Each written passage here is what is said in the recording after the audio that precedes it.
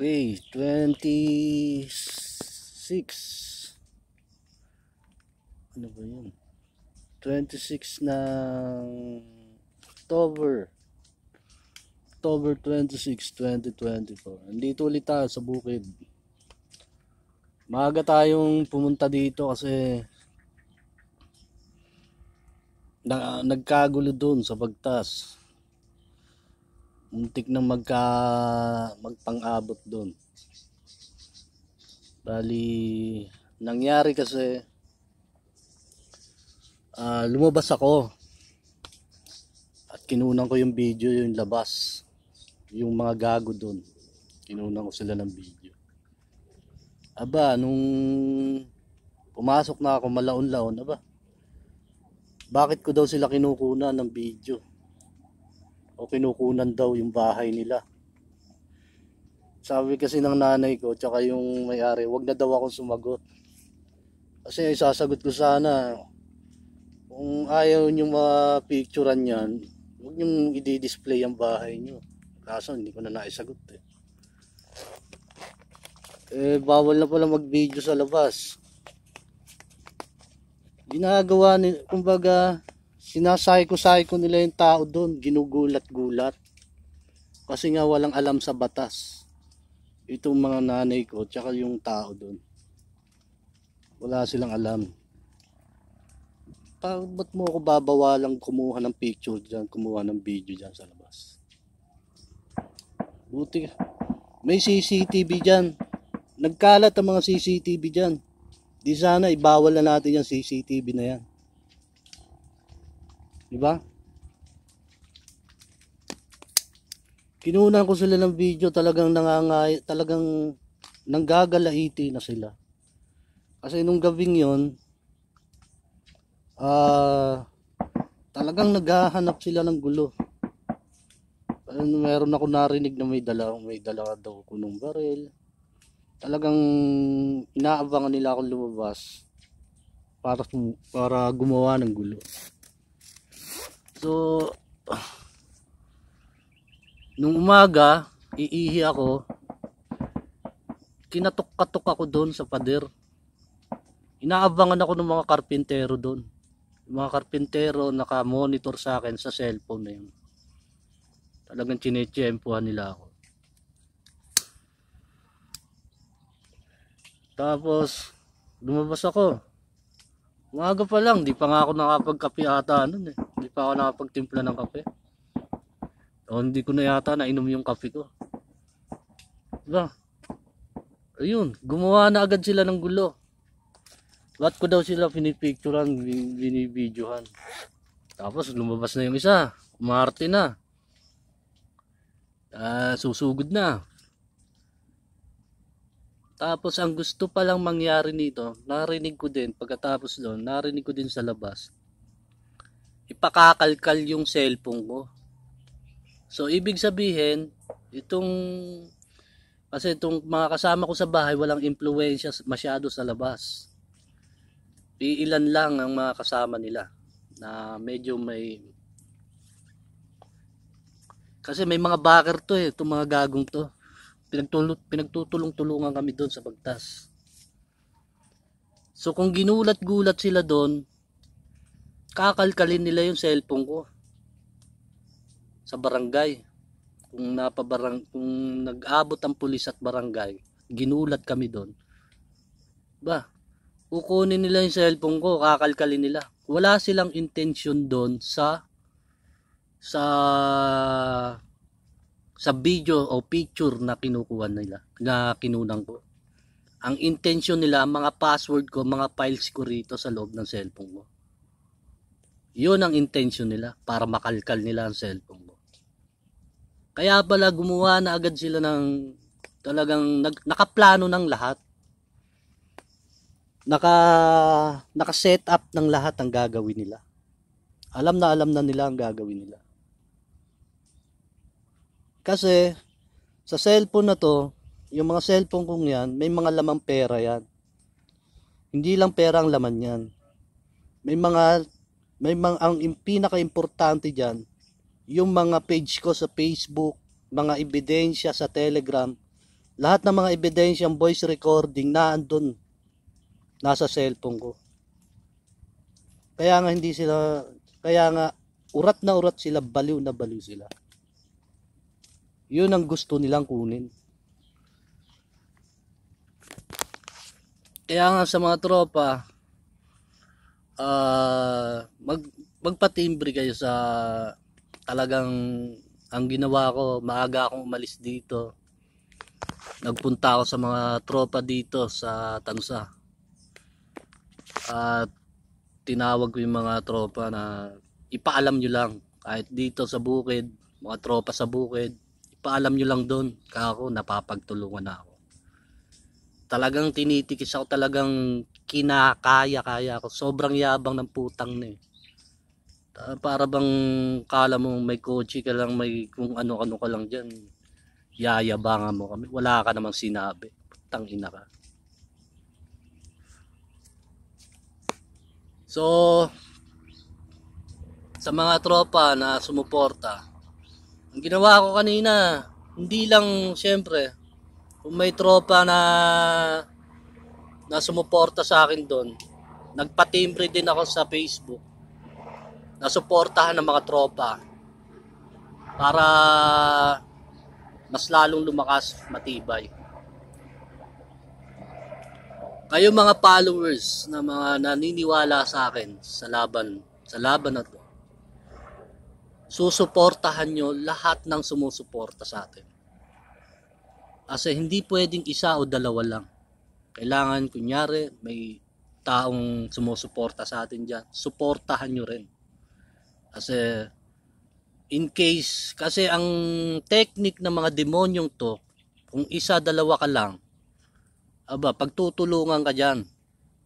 Ngayon, kaya tinawag ko yung mga tropa sa Facebook, sa mga nagpatawag din ako na ipaabot kay Bongbong sa Malacanang na naiipit ako dito, pakisuportahan ako dito. Kasi baka biglang magpatawag ng opisyal tong gagong to, wala kami magagawa dito kung may opisyal na biglang pinapunta rito. Di ba? Dapat lagi kang handa, dapat lagi kang may utak. So sa mga tropa, talagang hindi ko alam, nagmamadali sila. Wala pang Magno-November na, pero nagmamadali silang mabuti. Hindi ko alam, talagang taranta sila. Nababaliw talaga sila. So kayo nang bahala na magpasabi sa kanila na kung mahal nyo pa yung bayan nyo, gumalaw-galaw na kayo. So ipaliwanag natin may naisip akong topic ngayon na kung ano ang maiaambag mo, ano ang maitutulong mo sa bayan mo o dito sa bansa natin. So hindi lang to connected to sa nangyayari dito, connected to lahat. So puputulin ko sana, ituloy-tuloy na natin. So patimbre lang dyan sa mga tropa. Kasi talagang ginugulat, kumbaga itong nanay ko, kasi yung tao doon mahihina ang loob, lalo na mga siraulo katapat nila, mga talagang mga gago ang mga kaharap nila. Itong nanay ko, napakahina ng loob niyan, tsaka itong kasama ko sa bahay, si Don. So hindi na iba yung doon sa bahay, na kaming tatlo na nagtutulungan doon. So dito na tayo sa diretso na natin to, 9 minutes. So anong maiaambag mo sa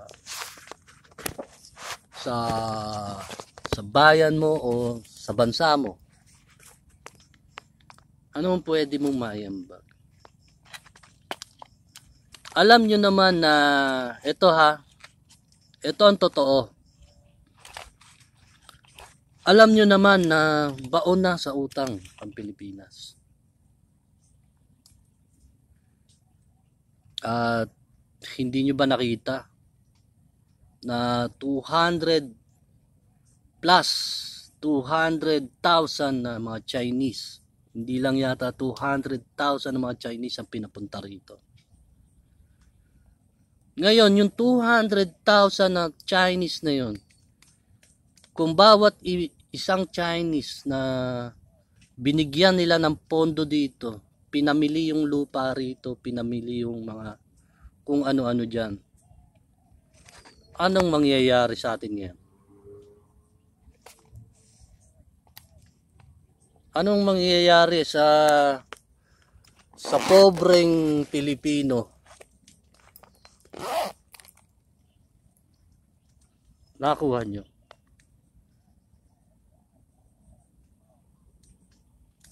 Nakuha nyo yung ibig kong sabihin? Ito ang sabi ko, bibigyan ko ng mga pick up si Bongbong na dapat niya malaman. Kung may 200 na Chinese, ito nga dito, Chinese daw ang nakabili nito, itong lupa dito, hindi ko alam. So kung may 200,000 na Chinese na pinapunta dito ng China, binigyan ng, sabihin na natin, ang bawat isa binigyan ng 50 milyones. O sa bawat, sabihin na natin 10 milyon ang bawat isang Chinese na nagpunta rito. Anong kaya nilang gawin?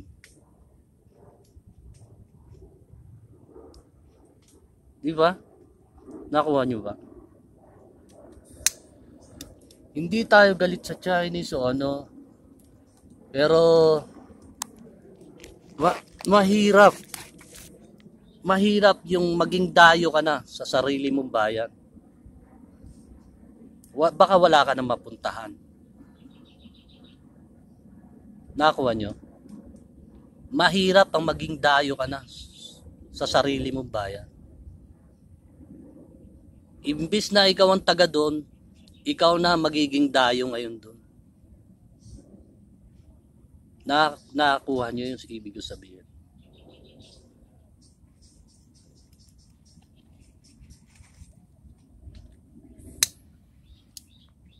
Ngayon, sa laki ba naman ng utang ng China, ng Pilipinas sa China?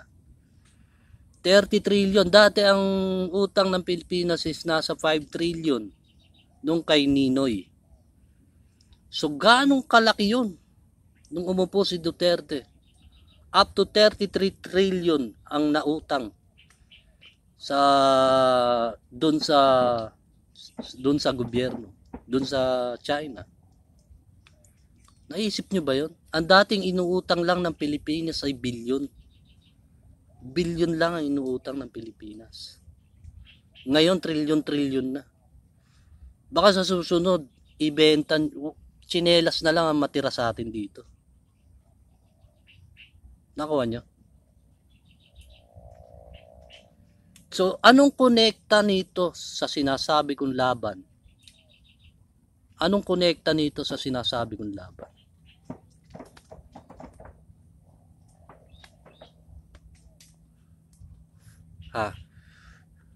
Kasi kung habang buhay kayo magmumukhang pera, magiging hampas lupa na kayo. Baka sabihin na natin hampas lupa na kayo forever. Wala ka ng pwesto, wala ka ng matirahan, wala ka ng malugaran. Dayo ka na sa sarili mong bayan. Nakuha nyo?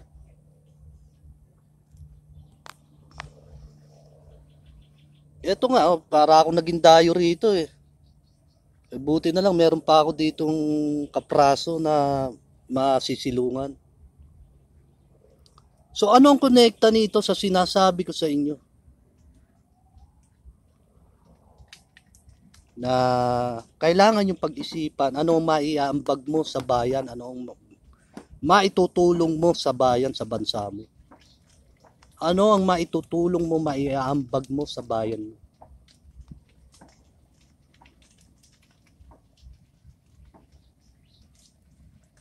Nakuha nyo?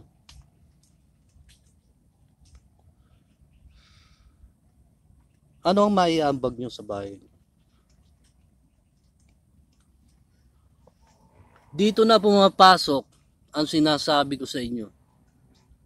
Nakapangyarihan, impluwensya, kayamanan. Tanungin natin ang presidente, tanungin nyo yung gobyerno kung ano na lang ang pag-asa nila. Kung ano na lang ang merong pag-asa sila.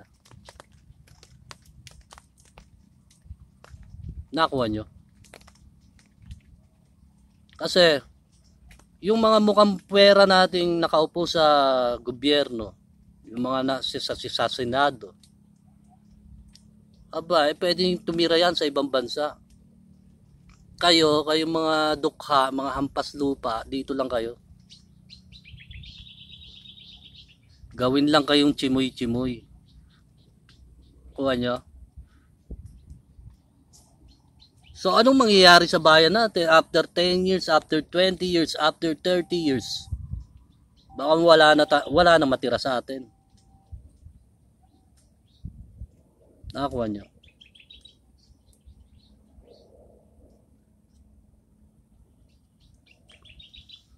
So, anong gagawin mo? Kaya mong iambag para sa bayan mo o para sa dito sa Pilipinas, sa bansa? Ano ang pwede mong gawin? Ang pwede mong gawin ay maitayo ang impluwensyang yun. Dahil pag naitayo ang impluwensyang yun, mismong ibang bansa na rin ang magdadala ng kayamanan dito sa Pilipinas. Yun ang nakasulat. Nakuha nyo? Mismong ibang bansa na rin magdadala ng kayamanan dito.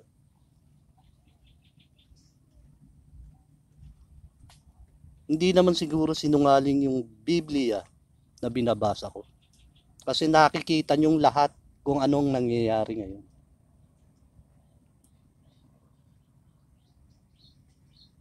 Nakuha niyo ba yung sinabi ko?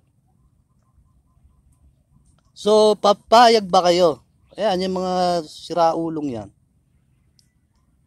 Na bastos-bastusin na lang ang sinasabi kong kapangyarihan at impluwensya na dapat itayo na dito. Sasabihin ko sa inyo na magmadali na kayo habang may oras pa kayo. Kasi pag naubusan na kayo ng oras, goodbye na kayong lahat. Ano, kailan mo pa maiisipan? After 20 years? Wala na, baka masakop na tayong lahat. After 50 years? Wala na, chimoy ka na dyan. Aliping namamahay ka na.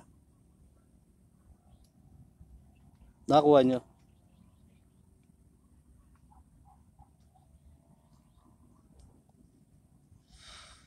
So anong kapangyarihan ang dapat itayo natin dito?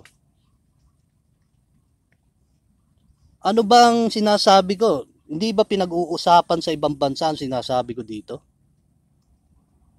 Hindi ba napapag-usapan sa ibang bansa ang mga sinasabi ko dito?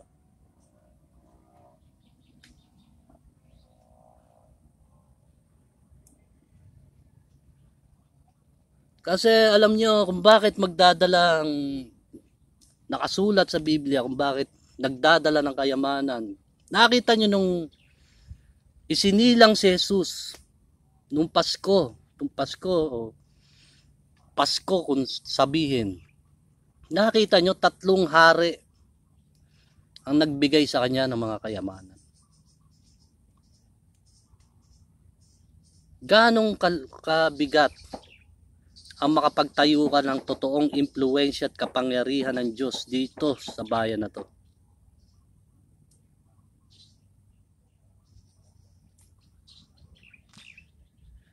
Nakuha nyo ba yun?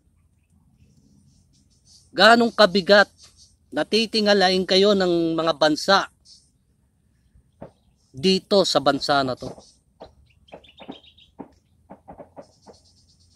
Naisip ba ng mga taga-gobyerno, mga pinlano na to? Naisip ba nila to?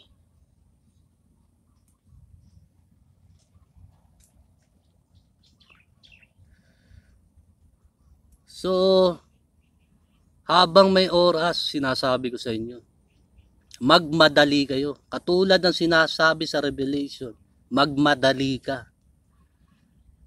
Habang may oras pa kayo, may panahon pa kayo. Kasi pag dumating na ang huli na ang lahat, wala na kayong magagawa. Yun lang ang masasabi ko sa inyo.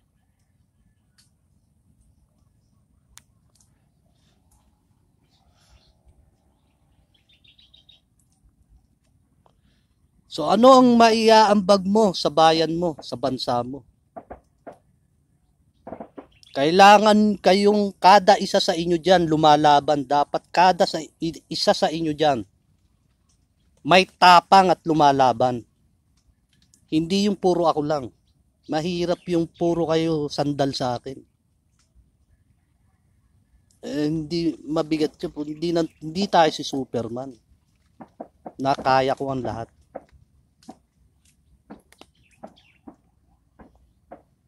Dapat kada isa sa inyo may tapang at abilidad para lumaban.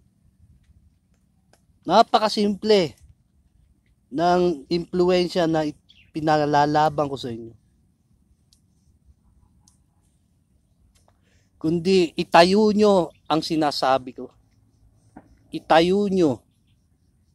Pag hindi kayo nagkaisang lahat, sinasabi ko sa inyong lahat, magmumukha kayong tanga at the end. Sa bandang huli, mukha kayong tanga na.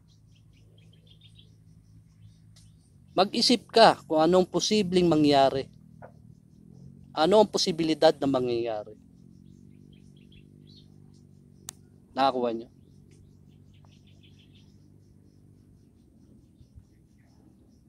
Dapat kada isa sa inyo nagtatayo ng impluwensya at kapangyarihan dyan. Hanggang hawakan na to, pagka pinasok na to ng malalakas na tao, magsasama-sama na kayong lahat. At magiging isang matibay na gobyerno at kapangyarihan na kayo. Sa buong mundo. Nakuha nyo? Hindi kayo maiiba sa malalakas na grupo. Masonry, Illuminati, Katoliko, o Warriors of Christ, o kung ano-anong pinakamalalakas na impluwensya sa buong mundo. Kayo ang pinaka malakas at makapangyarihan dahil nasa atin ang katotohanan. Tayo ang pinakikinggan ng tao, kaya sila takot na takot. Bakit lumalapit ang mga politiko sa mga relihiyon? Para i-endorse sila. Bakit? May Diyos sila daw eh. Di ba? Ngayon, kung totoo may kapangyarihan tayo, ano ang magagawa mo? Ano ang mangyayari kung meron ka ng impluwensya at kapangyarihan dito? Nakakuha nyo ba yun? Kaya mag-isip-isip kayo. Hindi tayo galit sa China. Pero nakakatakot na sa bandang huli, baka wala na tayong matirhan. Maging dayo na tayo sa sarili nating bayan. Ito, nakakatawa, di ba? Para naman, wow, papogi talaga to. Hindi. Mag-isip ka. Isipin mo yung sinasabi ko. Kung totoo ba o hindi. Kasi baka gawing baboy-babuyin yung mga sinasabi ko dito. Kasi nga, para kang para kang sinong makabayan eh. Hindi. Nakakatakot. Baka dumating yung araw na sinasabi ko sa inyo na after 10 years, 20 years, wala ka nang matirahan.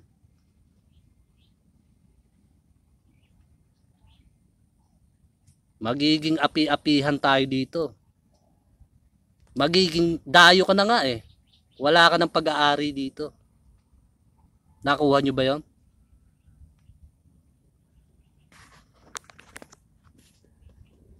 So, kung makasakop to ng Chinese, o kung makasakop to ng mga Chino, sino nang uupo ngayon sa gobyerno? Papayag ba yung mga Chino na meron pang matirang Pilipino? Hindi. Sila ang mamamahala lahat. Diba? Hindi tayo galit sa mga Chino o Chinese. Ang problema, baka wala na tayong matirhan. Maging dayo na tayo. Susunod na tayo sa patakaran nila, hindi sa patakaran ng Pilipino. Nakuha nyo yun.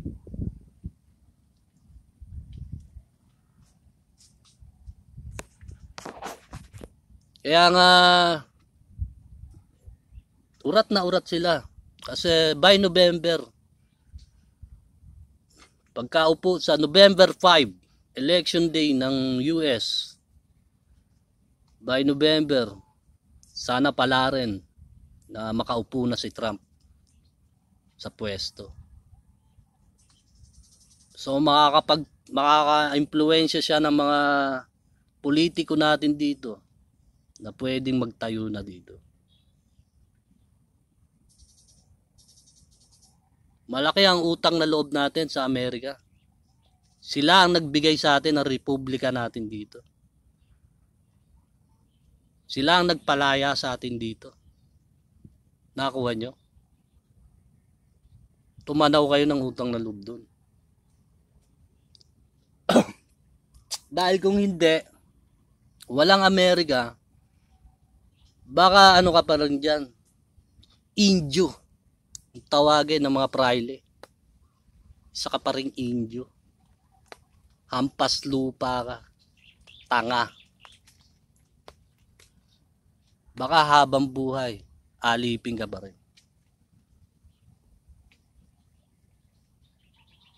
Nakakuha nyo?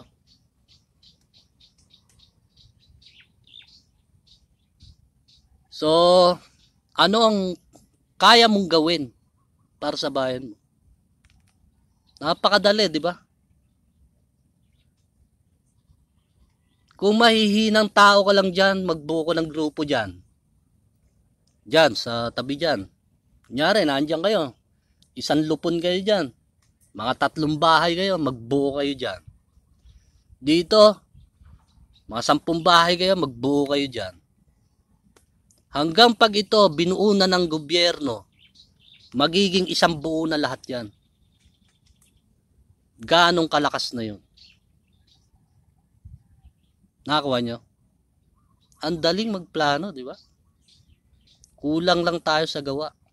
Ako lang ang puro gawa. Ngawa ng ngawa. Di ba? Napakadali.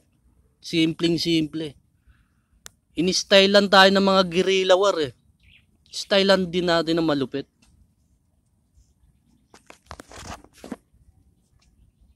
Diba? Paano ba tayo sinakop ng mga siraulong to? Naging legal ang mga kriminal dito. Nakuha nyo?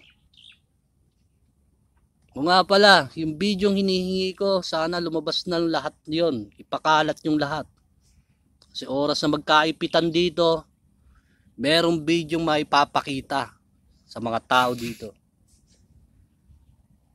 Okay, sa susunod na ulit. At dapat konti lang sasabihin ko eh. Pero nakaisip lang tayo ng konting topic. Hindi minadali lang natin. Sa susunod na ulit.